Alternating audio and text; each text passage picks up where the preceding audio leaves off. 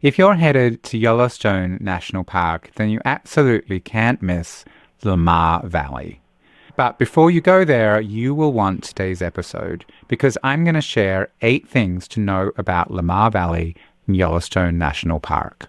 Hi, I'm James Ian, and I've written numerous guides and published several itineraries for Yellowstone National Park.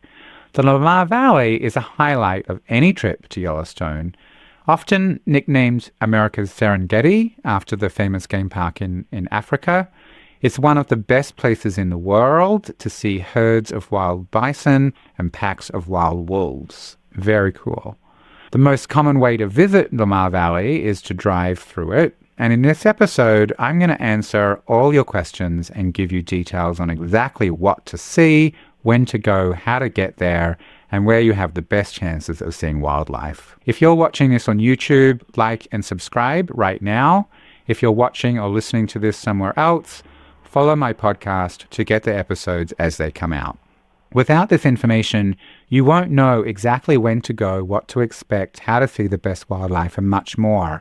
So be sure to stay to the end, where I'll be sharing my top tips for seeing wildlife in Lamar Valley. Let's dive right in. Welcome to National Parks Collecting with James Ian. He's a national park expert. He is here to help you have the best national parks trips ever. Get tips, discover hidden gems, and learn all you need to know. This is your path to collecting national parks experiences, memories, and maybe even a stamp or two. What do you need to know about Lamar Valley? Remember to stay to the end, where I'll be sharing tips for seeing wildlife in Lamar Valley. You'll want to make sure you don't miss out on that. But let's start with the basics. Where is Lamar Valley in Yellowstone?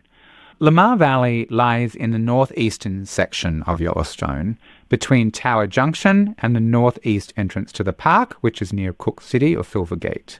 It isn't part of the Figure 8 Grand Loop Road, but extends eastward off the top right or the northeast part of the Figure 8 at Tower Junction. What entrance is near Lamar Valley? The northeast entrance is the nearest park entrance to Lamar Valley. In fact, Lamar Valley starts at the northeast entrance and extends westward close to the north entrance, so that's also a convenient starting point. How do you get there? From Gardner, basically drive through the north entrance, turn towards the Roosevelt Tower Junction. And then from Mammoth Hot Springs to Lamar Valley, it's about a 30-minute drive. If you're coming from the northeast, you'll drive over the Beartooth Highway and through Cook City directly to the northeast entrance. And if you're coming from the south, you'll drive the Grand Loop Road to Tower Junction and then turn off into the valley. A lot of people stay in West Yellowstone, so want to know how far Lamar Valley is from the west entrance. It takes about an hour and 45 minutes from Yellowstone's west entrance to Tower Junction, which is the start of Lamar Valley, without any traffic. It's about 66 miles. So if you're planning to get to Lamar Valley early in the morning, you'll need to factor that drive time in. What's the best way to see Lamar Valley? We basically have 2 options. The main one most people choose is to drive themselves. This gives you much more flexibility, and it means you can stop as long as you like. If you're waiting to see wolves, or if you're enjoying gazing at herds of bison, for example. If you are driving, how long does it take to drive through the valley? To drive the entire 33 miles from Tower Junction to Cook City takes an hour each way, so it's not super long. However, you should allow more time than that for sure, so that you can stop and enjoy wildlife along the way. The second option, if you prefer not to drive, you can take a tour. There are several tours that go through here. The advantage of taking a tour is that you don't have to focus on driving. If you're the designated driver, nobody is, so you can all enjoy the views. The downside, of course, is that you don't have the same built-in flexibility, and when the tour driver is ready to move on, then you'll need to move on. So, like everything in life, pros and cons, but there are different tours that you can do. You can do a guided hiking tour, you can take a private wildlife tour, and they also, of course, have got more affordable small group tours. And you can check the description notes below, where I've included a couple of links to some good tours in Lamar Valley. The other option you can also do, and this I do recommend if you are driving yourself, is to download an audio tour. There's also a link in the description below. And this you just download onto your cell phone, and then it plays as you drive along the valley and gives you useful information. It's kind of cool. What's the best time to visit Lamar Valley? In terms of the time of day, dawn and dusk are by far the best times to visit. By best times, because Lamar Valley is mostly about the wildlife, best times, I mean the best times to see wildlife. This is when most animals are most active and when you've got the best chance of seeing them. It's also really nice light for photography, and there's often fewer people around, so you've got better chance of being able to pull into or pull out and safely look at the animals.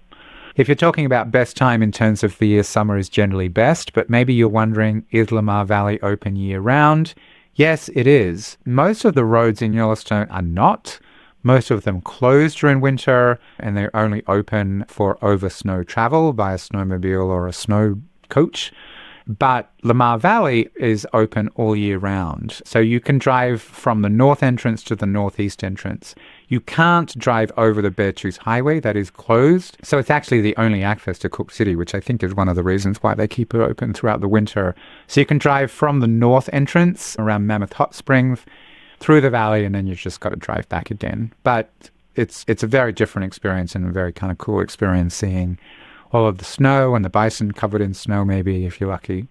Keep in mind that although the road is technically open all winter, it may be closed temporarily if there's been a heavy snow before the National Park Service can clear the road.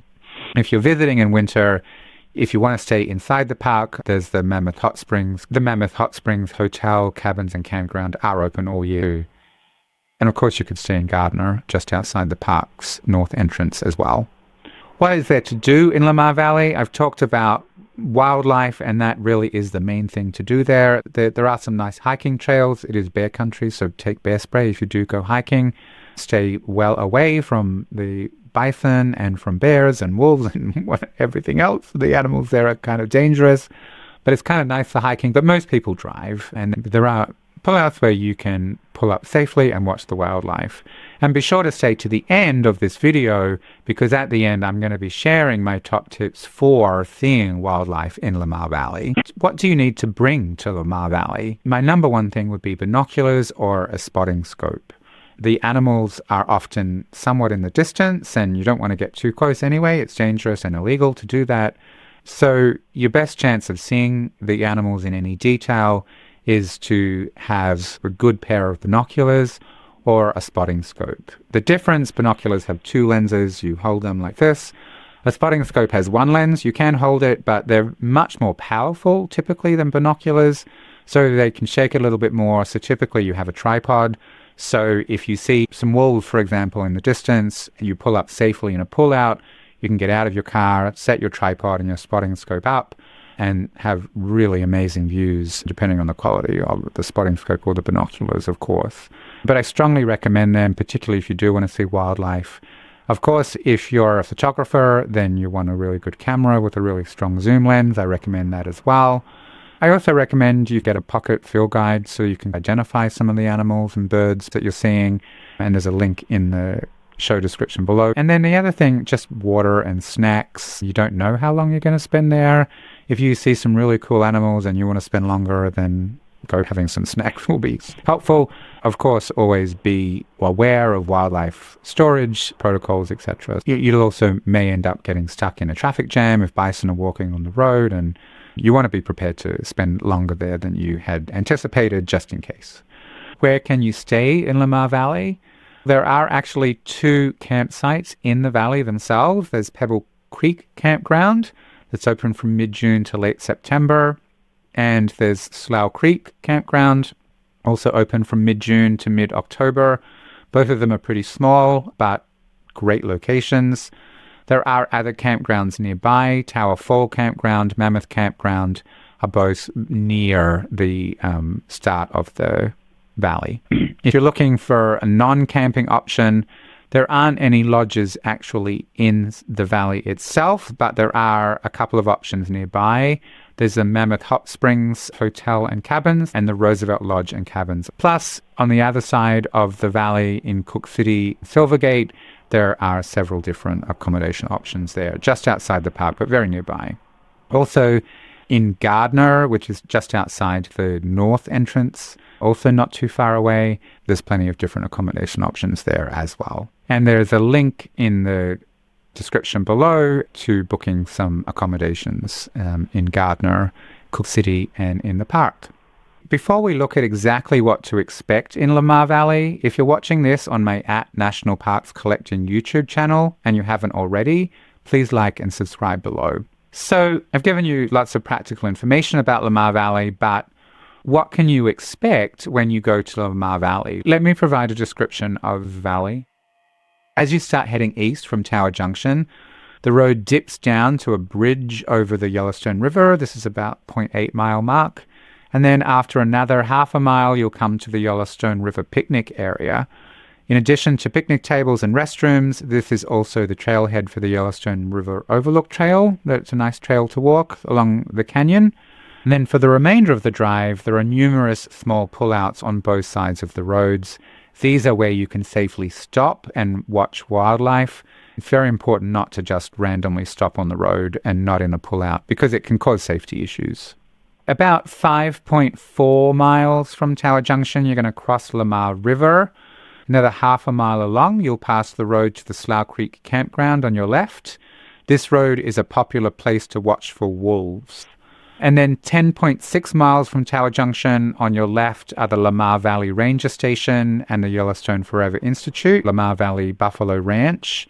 The Buffalo Ranch was originally created in 1907 to help preserve Yellowstone bison. It's now the field campus for its educational programs offered by the National Park Service and the Yellowstone Forever Institute. 14.3 miles from Tower Junction, you'll come to Lamar Valley Lookout. This is a nice place to stop. There's vault toilets, which is handy. It's also a really popular place to see bison in the valley below, so keep an eye out. Just near here is the Lamar River Trailhead. This is the start of a 33-mile trail, but you can definitely do shorter versions. It's actually a really nice hike. I recommend it. 4 miles round trip to the Lamar Valley River and 7 miles round trip to Cache Creek. Either one of those are really nice hikes. Both give you good chances of seeing wildlife. However, they do have no shade, so get there early to get a parking spot and to maximize your chances of seeing wildlife and not to be in the boiling sun in the middle of the day as well.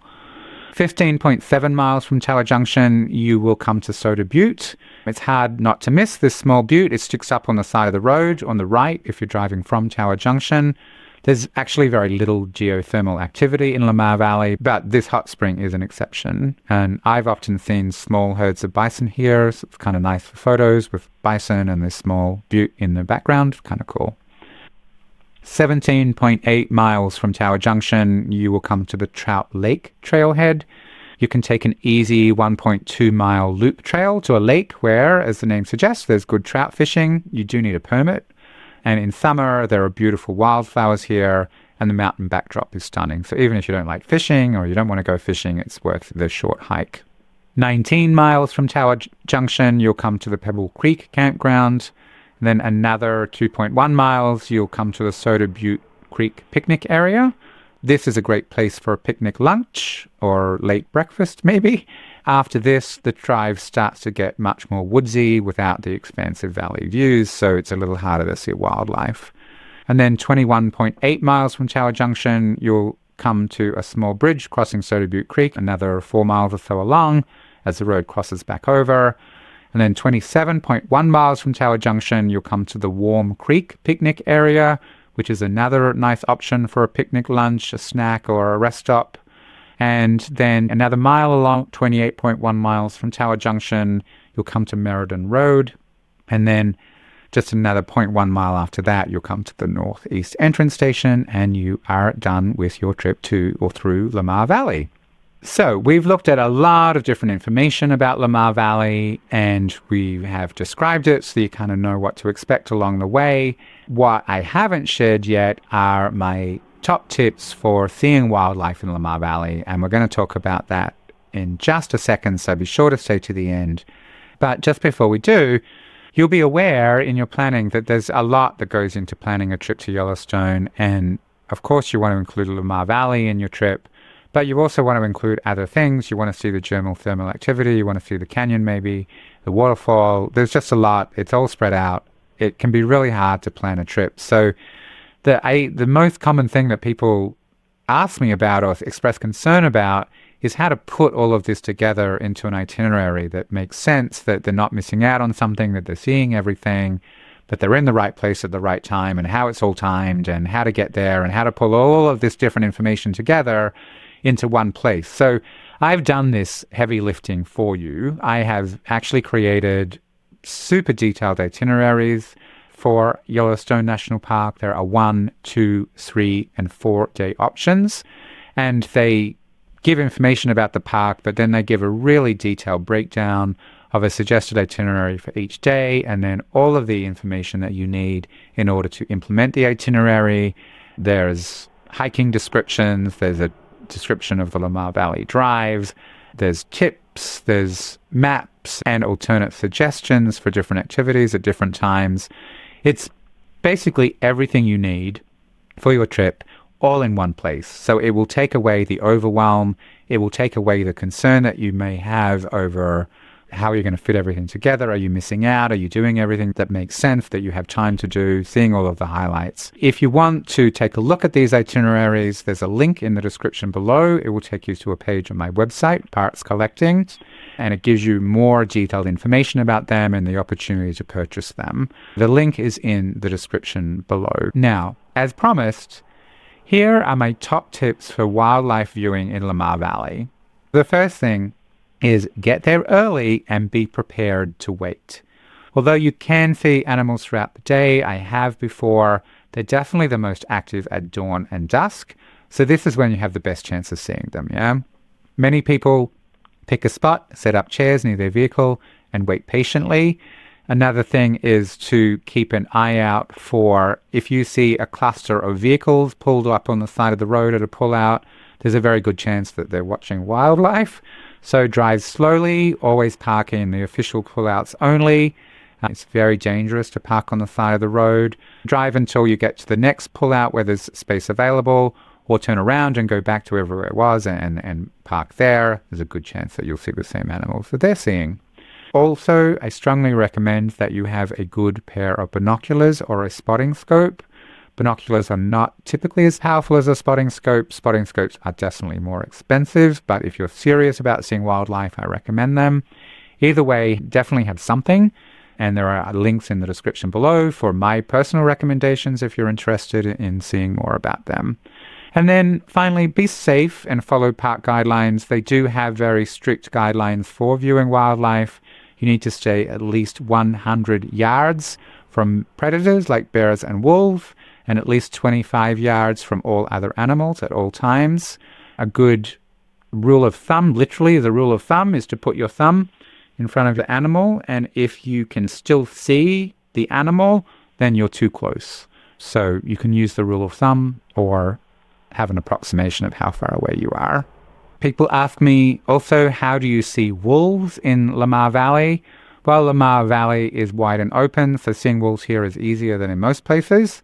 The main Lamar Valley wolf pack, which is called the Junction Butte Pack, can often be seen from pullouts on the side of the main road. The road to Slough Creek is another popular place to see the wolves. Lamar Valley is widely considered the best place to see wolves in Yellowstone, but it's not guaranteed. You may go and not see any, but you do have a better chance there than anywhere else. I do recommend spotting scope or binoculars, though, because you may see them in the distance. What time are the wolves there? Like all other animals, or most other animals, dawn and dusk are definitely the best times. So I really recommend that you get up early as possible. Keep in mind that they are wild animals. They do roam quite large distances in search of food, so there isn't a guarantee that you'll see them. It's a good chance, but not a guarantee. Lamar Valley is also a great place for seeing bears, so if you decide to hike, make sure that you have bear spray with you at all times. People also ask me if there are moose in Lamar Valley. It is possible to see moose in the meadows and down by the rivers in Lamar Valley. However, they're more commonly seen in Grand Teton National Park, just south of Yellowstone, actually. If you want help planning your trip, check the links in the description below. There's a bunch of planning and booking resources there to help you plan and book your trip. And keep watching my videos to get even more help so that you can have the best national parks vacation ever. And if you want to get notified about the next episode, subscribe and click below.